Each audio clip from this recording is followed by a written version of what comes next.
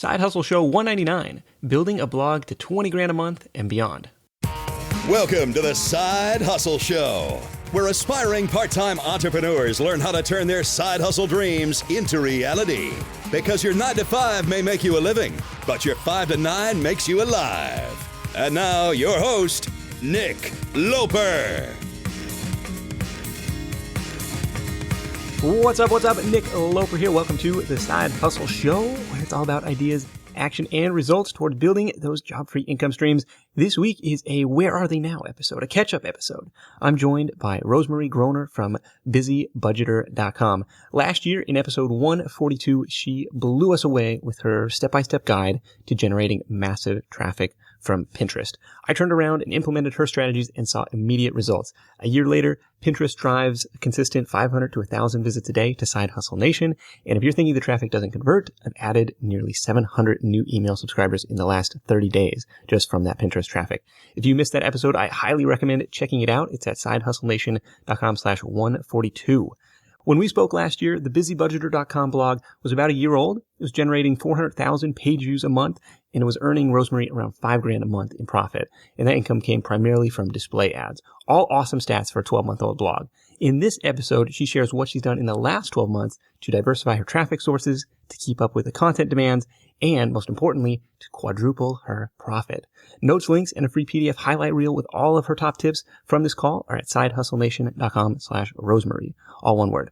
Before we dive in, let's take a moment to thank today's sponsor, which is FreshBooks.com. The all-new FreshBooks is transforming how freelancers, side hustlers, and small business owners deal with their day-to-day paperwork. The award-winning cloud accounting software has been redesigned from the ground up and custom-built for exactly the way we work. Visit FreshBooks.com/sidehustle to start your 30-day free trial today. I'll be back to tell you a little bit more about what's new with FreshBooks, plus my top takeaways from this catch-up call with Rosemarie after the interview. Ready? Let's do it. So I'm making normally over $20,000 a month. We've hit as high as $25,000 a month. Actually, we hit one month, we were $38,000 a month, but Wow. Consistently we're over $20,000 a month. I know it's insane. It is insane. The biggest difference is that I'm diversifying my traffic a lot more. So I use Pinterest to grow really quickly, meaning that I ignored everything else when everybody else is like, you should have your, hand in all the fires or something like that. I ignored all of that and I put all of my eggs in the Pinterest basket. And then I transferred that directly over to my email list and then followed that up with affiliates. So that's the path that I took. Right now, because Pinterest can be fully automated, that gave me time to invest time and grow direct traffic, Google, Facebook a little bit. I actually regret that, referral traffic, and really focus on my email list. So I'm about 66% traffic right now, and I'm doing a really heavy push into SEO right now. 66% traffic coming from Pinterest? Okay. Yeah. Last year was probably like 90%? Yeah, it was pretty much all Pinterest. Okay. So still heavily reliant on that, but diversifying the traffic sources. What's the monthly page views look like now? It's actually about the same. It's about 400,000, a little bit less, but just around 400. Pinterest changed their algorithm a little bit and they let more ads in. So it kind of is across the board down for everybody. And then I have not been putting as much effort into Pinterest because I am doing a really heavy push into SEO. And I'm focusing primarily on user to content traffic sources versus user to user. So Facebook to me is user to user. Like you go into Facebook to see people, not to see blogs. Pinterest, you go on there to get blog posts. Google, you go on there to get articles. So I'm going for user to content traffic sources. Okay, interesting. So that's really interesting that the traffic is flat or the traffic is similar to what it was last year, yet the revenue is 4 or 5 times what it was. Maybe we'll circle back to the traffic stuff, the SEO stuff and the Facebook stuff that you've been doing to kind of diversify and not have all your eggs in the Pinterest basket. But what's been going on the monetization side that has shot up the revenue so significantly? Oh, it's easy. It's actually really easy. It's almost as easy as Pinterest was. So what I do is I focus really heavily on my newsletter list. I spend way more time writing newsletters than I do blog posts. And I sell through my newsletter, but I have what I call like a core affiliate strategy where I am limiting my affiliates to only 10 people or 10 brands, I guess I should say, that I'm just all in for. Things that I've used to change my life, things that I used in my journey to become debt free. And each of them is something that I pretty much think that if you're on my email list, if you're interested in the topic that I'm writing about, which is budgeting, you should be purchasing these. Like you just have to. And by doing that, I find it really, really easy to sell. Like I never feel like a salesman. I feel like I'm helping people. One of the examples that I use all the time is the grocery budget makeover, which is a class that John and I took that saved us $16,000 a year in groceries, which is insane. It's also insane how much we were spending on groceries. That's nuts. So nuts. Yeah. So the grocery budget makeover is somebody else's product on how to spend less on food. Yes, it's Erin Chase's from $5 Dinners. And okay. She taught me how to cook through her cookbook. It's okay. Little fangirl over here. Okay, so you're an affiliate for her. Yes, for her and 9 other people. And then what I do is as I put my people through a sequence on my list, as I write to them in newsletters, I'm constantly referencing her. Not in a like, let's sell this kind of way, but in like every time I mention like we reduced our grocery budget, I'm referencing her product. The way that I saw it when I first started was that products scare me. And I think they scare most new bloggers, right? You're like, okay, I can create content. I get people to like me. I can help people. But creating a product is really scary because you invest a lot of time and a lot of money into it. And it may not go like you had planned.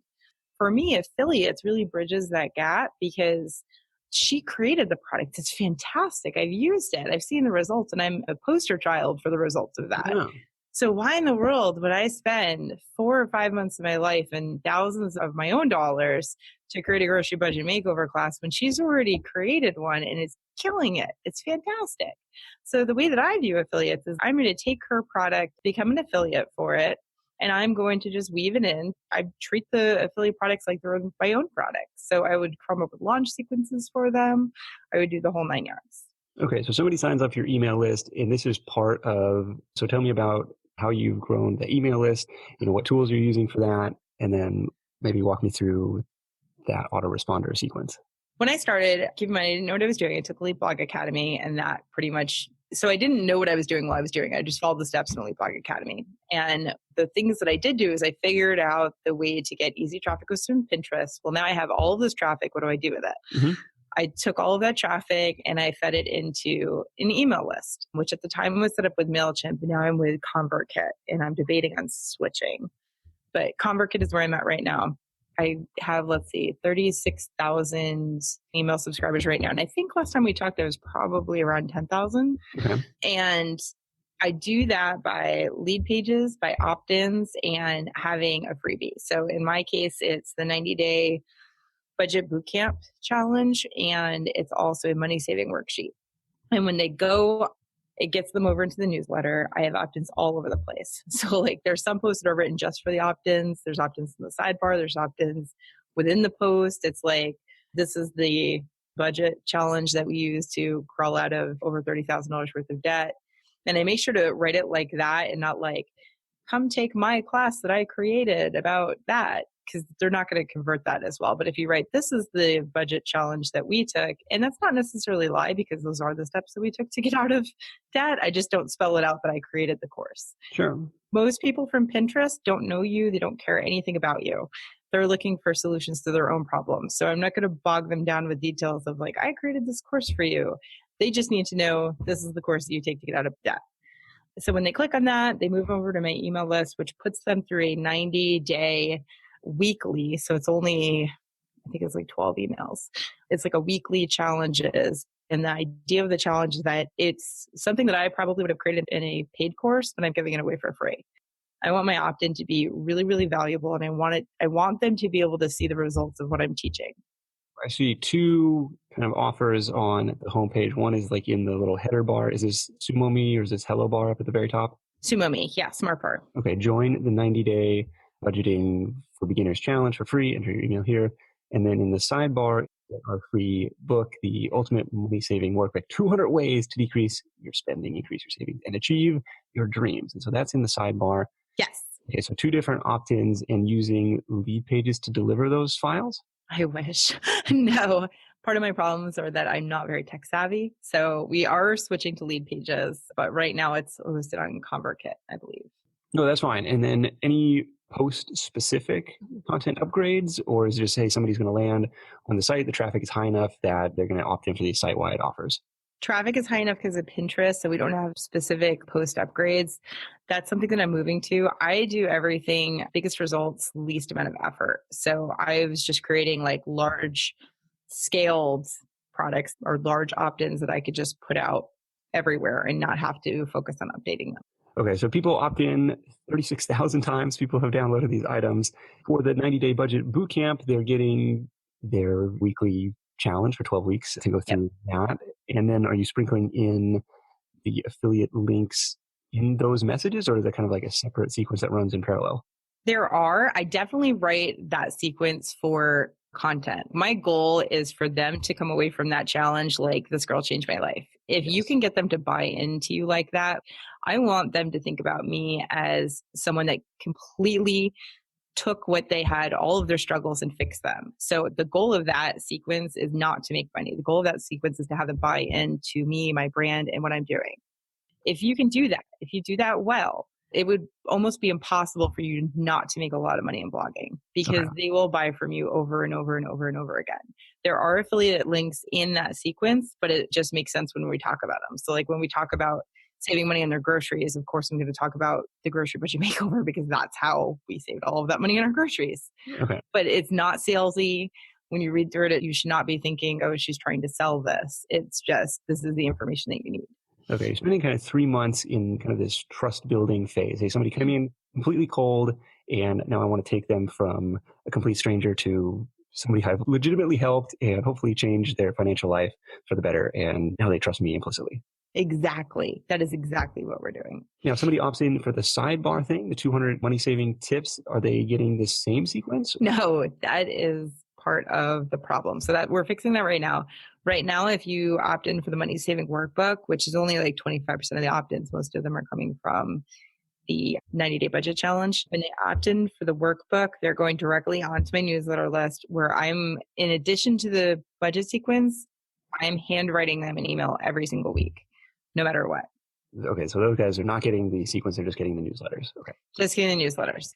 Everybody's getting the newsletter. And in the newsletter, there's affiliate links. But again, it's mostly content-based.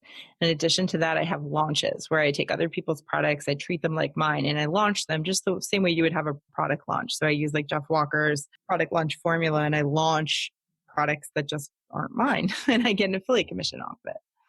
Okay, so do they have to go through the full 3-month onboarding before they are getting any of those messages, or interspersing them during that time as well? Interspersing them during that time. I would love to have it so that they only get the budget challenges and then they get sent into that, but I'm not tech savvy enough to do that. So this is the way we've done it the whole time. Okay, no, I'm always trying to figure out the email marketing tweaks. So this is fascinating stuff. Okay, so, and then the grocery budget makeover is an example. So basically trying to find products that help people save money. Like that's the whole theme of the site, right?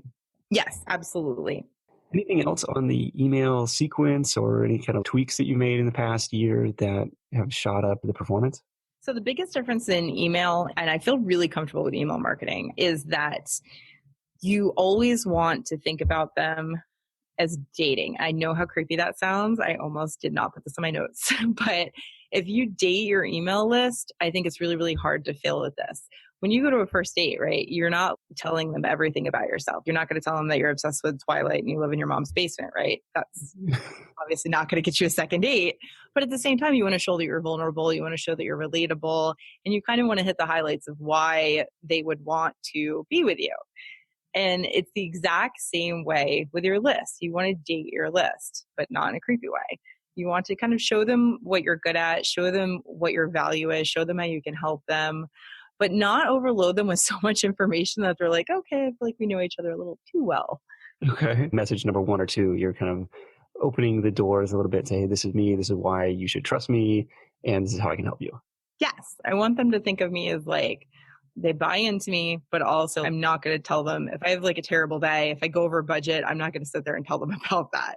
I'm just going to kind of hit the highlights, but then also let them know I'm relatable. We're kind of the same, and then just move on. Okay. So last year we talked a lot about kind of the display ads, like I think it was media.net, or what was the service you were using for the display ads? AdThrive? I think it was AdThrive, yeah. Okay. Are you still with them?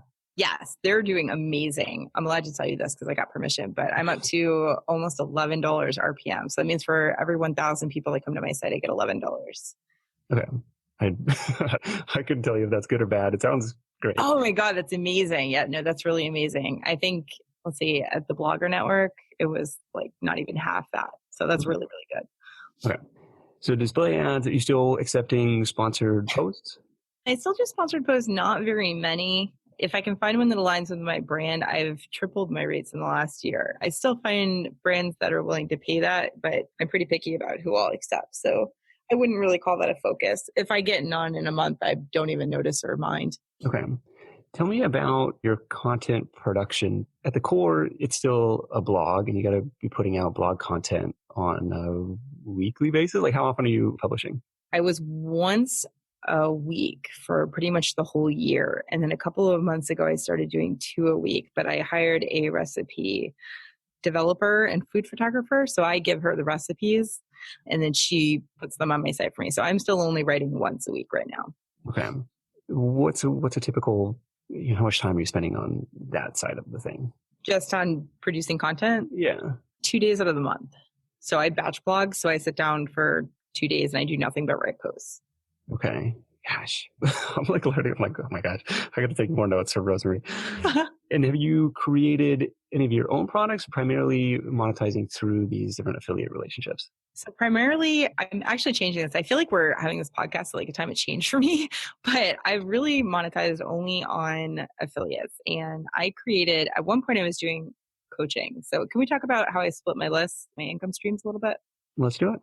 Okay. So probably back in January of this year, I decided that one of the problems with budgeting is that it's super, super popular in January. And then by middle of the summer, no one cares about budgets. No one. And then it kind of goes back up around Christmas. So I'm trying to figure out a way to stabilize things because I like things stable. And what I did was I split my income streams. So I talk about budgeting and I also have a list that talks about blogging. So there's not a ton of content on my website about blogging, but there's a ton of content on this newsletter list. So I'm doing the exact same thing, except that I didn't create another website about blogging. I'm just cultivating this newsletter list with its own freebies and opt-ins and affiliates and things like that.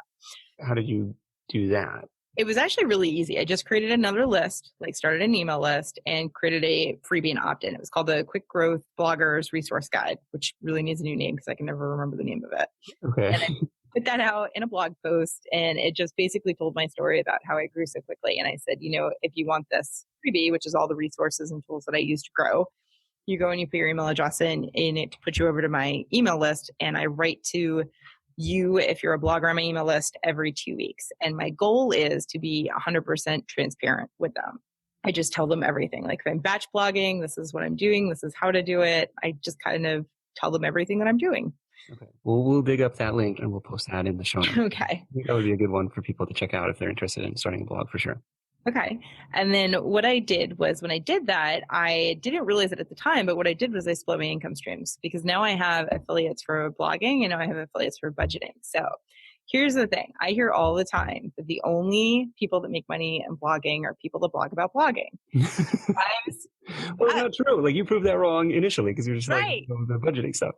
Well, even now I make $12,000 a month from my budgeting side, right? So it's about 50-50. Now in January, that'll probably change because right now we're in kind of the slumps of budgeting. Nobody really cares about budgeting. In January, I suspect it'll be like 75% of the income's from budgeting, 25% from blogging. Seasonal traffic? Are you seeing just a kind of a lull or a dip in the summertime or is it relatively flat? People are just less engaged with budgeting. I think in the summer, they're still interested in me. Like if I talk about mom conferences or something like that, but if I'm trying to sell something specific, like the grocery budget makeover in the summer, people are just too busy and budgets are not the forefront of their mind. Okay. Budgets are in the forefront of their mind right after Christmas when everyone is like, oh no, we're in big trouble. Like we need to go on gifts. Now that kind of brings up another question of what content do you put out in your weekly newsletter? Are you just kind of linking to this week's blog post or is it completely separate from the blog? It's completely separate from the blog. I don't do an RSS feed. What I do is I handwrite a newsletter. I make it personable. I date my list. I talk about a topic that I think they would be interested in. So if you're in the budgeting list, I'm going to talk to you about your net worth. I'm going to talk to you about a lot. There's like every third or fourth email that I send out on the budgeting list is a this is worth it. I know this is a really hard journey, but this is worth it. It's meant to be like motivational. Stick with me. I'm with you. What can I do to help you? And the whole idea of that list is to cultivate a relationship long term. And not, I mean, I know we're marketers and we're all in this to make money, but it really is to help people. I also get a ton of email from people who are debt free or who started a blog and now are blogging full time. You really do get to make a difference in people's lives. And to me, where that relationship happens is not in a blog post, it's in your email. You have to talk to them every single week. If I write a blog post on a subject and it's doing really well, I'm also writing a separate email on it, same topic, completely reworded. Now, I link to blog posts with like I think it's called a snippet, like a copy and paste part of the blog post and then continue reading, click here on the bottom of that newsletter. But if you're on my newsletter list and you have no interest in ever visiting my site, I should be able to teach you everything that you need to know just from the newsletter without you ever having to go to my blog. Interesting. What kind of open rate are you seeing on the newsletters versus like the autoresponders? I have a 24% with a list of 36,000. With the onboarding sequence. Oh, God, that's like crazy high. I think it's like 60%. Okay, nice. Okay, tell me about the traffic stuff. So Pinterest still rocking and rolling kind of on autopilot. Yeah. Go check out last year's episode on how Pinterest works. I guess I should ask, are there any changes, tweaks to the Pinterest strategy since then? Yeah, biggest tweak to the Pinterest strategy is, first of all, I actually created that it's a product now that I sell. You can probably just watch that episode and figure out what you're doing. But if you want a step-by-step actionable cheat sheet, just like do this. Okay, now come back and do this. That is for sale on my website. I can give you a link. And you sell that to your blog opt-in people. Yep. Okay, so the biggest change on Pinterest is that their group boards are still very viable, but they're giving preference to your own personal boards first. So before last year, there really wasn't even any sense in marketing to your own people on Pinterest because I have a 5 million reach on everybody else's group board, and I think at the time I had like 10,000 of my own followers. Why even bother with these 10,000 if I'm getting 5 million over here? And then shifted a little bit. They give a lot more preference right now that we're testing and we're seeing to your own people. So it would benefit you to, once you get your own numbers up, to start marketing your content to your own people just as heavily, if not more so. How would you go about doing that? It's actually in Board Booster. You can set it up to loop your own content.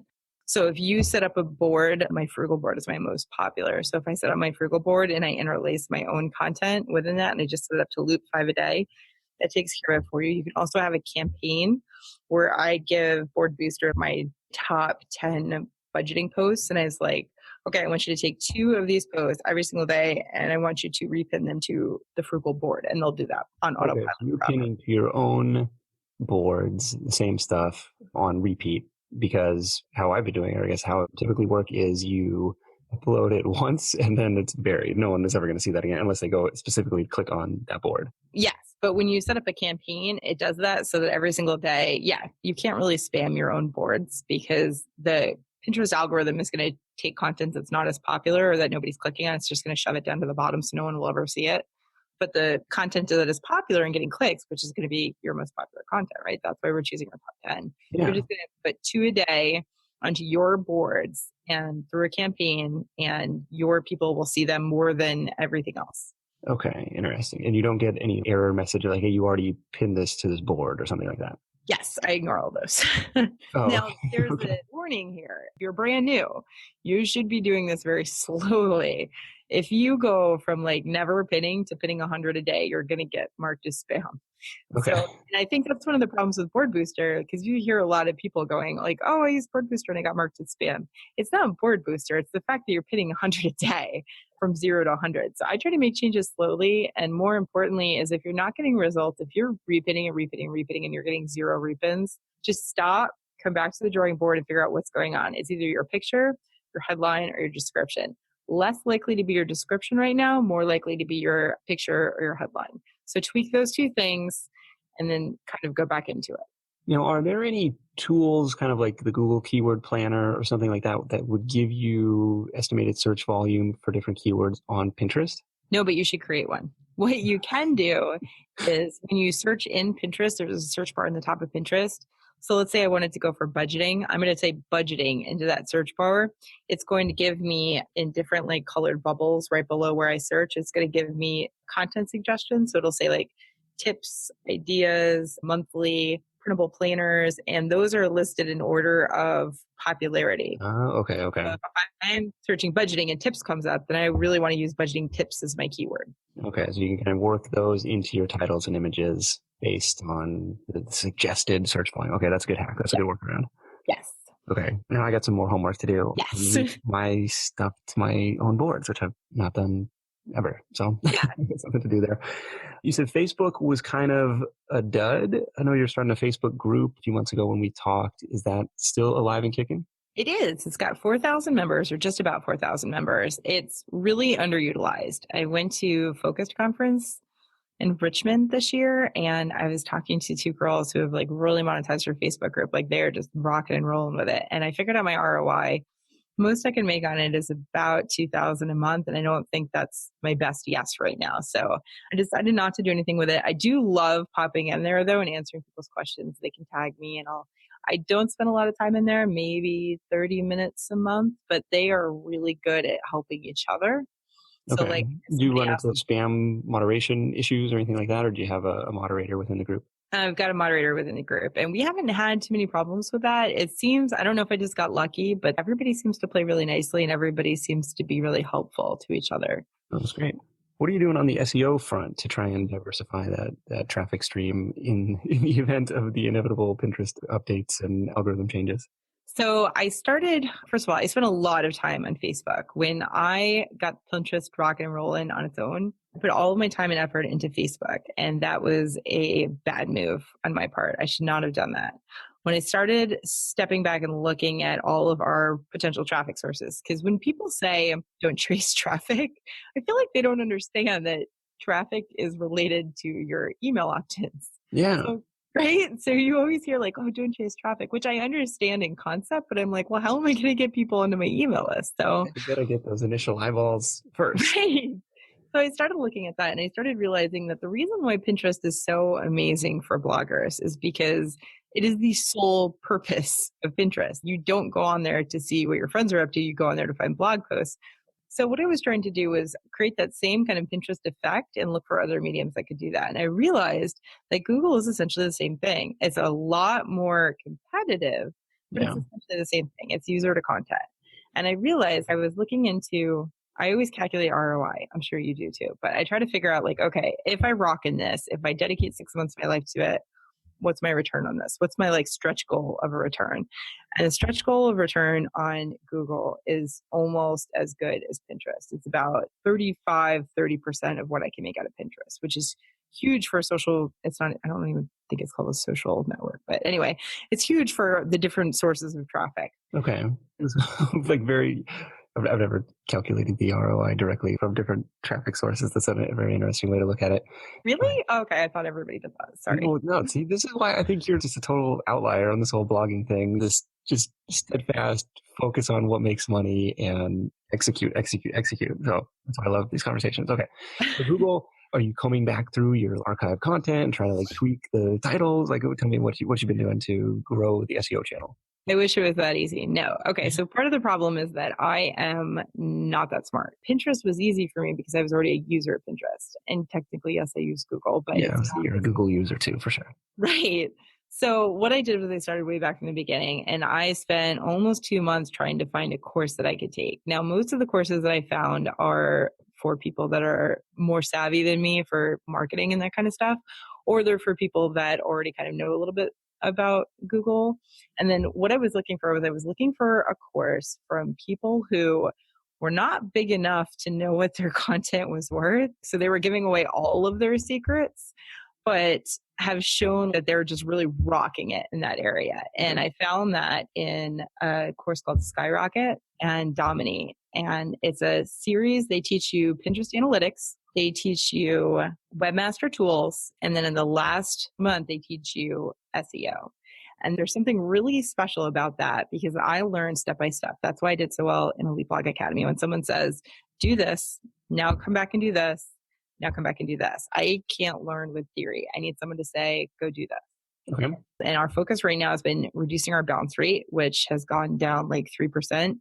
When I say 3%, I mean it went from like 83 to 80%, which is a pretty huge jump in just a couple of months. And then We're going back and we're creating landing pages for content. We're putting those landing pages all over the place. We're optimizing old posts for SEO. So linking to other people, having people link to us, things like that. But I don't actually know SEO yet, but I do feel like I can start understanding how I can get keywords. I can take a look at a keyword and be like, there's no way I'm going to be able to rank for that. Or, I could actually target that one. I think I'll give it a shot. Okay. And what percentage of traffic is coming from Google today?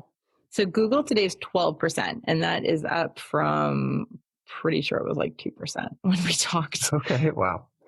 All right, so you're making some progress there. Gosh, we'll have to swap notes. I don't know what I've done on the SEO front, but yeah, probably 50% of Side Hustle Nation traffic comes from Google. No. So that's another thing. I will mention this to your audience. Even though I'm not a mommy blogger, I definitely fit in more with the mommy bloggers, like where I grew on Pinterest and things like that. And what I found is that if you can create masterminds with people that are not like you, so I'm in a mastermind with 2 or 3 guys that are great in SEO and have no idea what Pinterest even is. When I first was creating mastermind, I was going with girls that are pretty much just like me, similar sites, similar traffic, and we're really, really good friends, but we weren't necessarily helping each other grow as much as we should have because we were all good at the same things. When I got into that mixed sex group, there are guys that rocked in SEO, there's girls that rock in Pinterest, and we're all kind of like business minded. We all have a focus on ROI. That was when I started thinking, why am I not in Google? Like, this is insane. Okay. We'll have to circle back and see what the Google numbers look like a year from now. Yeah, definitely. Anything else that really helped you take you to the next level over the past 12 months? Results, I think, speak for themselves, but just curious to see if you have anything like, oh my gosh, if I hadn't done this, nothing would have happened. I think the best advice ever is to invest in training. Take a Leap Blog Academy, another comprehensive course. If you have something else that you really got your eye on, I recommend EBA, but anything. Invest in training, invest in yourself, treat it like a business, focus all of your effort onto Pinterest. Right now, Pinterest is still just massive amounts of free traffic for the taking. So if your audience has women in it, targeting women, you should put all of your effort into Pinterest in the beginning, almost solely. I didn't have a Facebook page. I didn't do anything in the beginning except for Pinterest. Once you've rocked that, move them over into your email list, start emailing them weekly, get into affiliates, core affiliate strategy, and then once you get into that, you're going to be at the point that I'm at right now, which is developing products, surveying your audience, pushing into SEO, diversifying traffic a little bit, and then just kind of going to the next level. Very good. Well, this has been awesome as usual. Rosemarie Groner from busybudgeter.com. And we'll wrap this thing up with your number one tip for Side Hustle Nation. Do you think it changed over the last year? I don't remember what it was last year, but I think this year is definitely calculate your ROI. And sometimes it's not super easy to do. Sometimes you have to figure out somebody that, like, if I want to calculate what getting really good at SEO is worth, I need to find someone that's really good at SEO, ask them how much they make, hope that my being honest about my numbers will let them be honest with their numbers, and then try to figure out, like, okay, if I spend 6 months of my life dedicating myself to this, how much money can I make from it? And then choosing where to put your time and effort based on that. I like it. Rosemarie, thank you so much for joining me again, and we'll catch up with you soon. Okay, thanks, Nick. This edition of The Side Hustle Show is brought to you by FreshBooks.com. I've been telling you about FreshBooks' innovative cloud accounting service for a while, which, by the way, started as a side hustle. The software was built specifically for freelancers, side hustlers, and entrepreneurs like us. It was just redesigned from the ground up to make it even easier to use.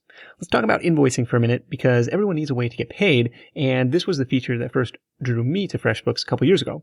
First, it takes as little as 30 seconds to create an invoice. There's no formatting, no formulas, just really simple, clean, professional-looking invoices. You can even add your own logo and color scheme so that your invoice reflects your brand. Next, when you email a client an invoice, FreshBooks can show you whether or not they've even seen it, which reminds me, I need to go in and log in and check and see if one of mine has been seen after this recording. Next, if you're working on a big project, you can ask for a deposit up front, and with just a couple clicks, you can be set up to receive credit card payments from clients without having to set up your own payment processing. FreshBooks is offering a 30-day unrestricted free trial for Side Hustle Show listeners. To claim it, just go to freshbooks.com/sidehustle or enter the Side Hustle Show in the How Did You Hear About Us section. That's freshbooks.com/sidehustle for your free 30-day trial. All right, my top takeaways from this call with Rosemarie Groner from busybudgeter.com. Takeaway number one, a relentless focus on what makes money, what really drives the results, what's really going to move this thing forward. I really liked her call to focus on calculating your ROI, and that's something that I can improve on or actually start to implement in my business. So I may just borrow that one. Takeaway number 2, it's all about the email list. It was the email list and building a concerted strategy with that list that built trust and advocated for a handful of helpful affiliate products that really quadrupled her income. You notice, hey, the traffic is the same as last year, yet the income is 4x what it used to be. I really like the date your list analogy and making product recommendations through there. And takeaway number 3 is education accelerates. One thing that stood out to me is Rosemarie's, obviously she has a very proactive and positive attitude. She understood that Google was and is a wide open opportunity for her at the moment, but didn't know how to tap into it. So instead of going out and trying to hire an SEO consultant or a marketing service to do that for her, which she very well could have given her income and budget for that, instead she wanted to learn about it herself. And so I really like her attitude that, look, everything is learnable. I can figure this out. And combined with her focus and determination and execution, she's seeing some pretty powerful results, some really tremendous results from that. So an investment in education is something that can pay off for many years down the road. And I don't think that's news. I think that's why anybody invests in education, because they hope it's going to give them some payoff down the road. But curious what your top takeaway from the call was. Be sure to stop by. Let us know in the comments at sidehustlenation.com/Rosemarie. While you're there, you can download a free PDF highlight reel with all of Rosemarie's top tips from this episode. That's sidehustlenation.com/Rosemarie or /199 if that's easier to remember or to type in on your phone. That's it for me. Thank you so much for tuning in. If there's anyone else from the archives you want to know, where are they now? Let me know, and I'll see what we can do. Until next time, let's go out there and make something happen, and I'll catch you in the next edition of The Side Hustle Show, where my guest will share how he and his wife went from content to cash flow in the marriage niche. I'll see you then. It's the big 200. Hustle on. Thanks for listening to The Side Hustle Show at www.sidehustlenation.com.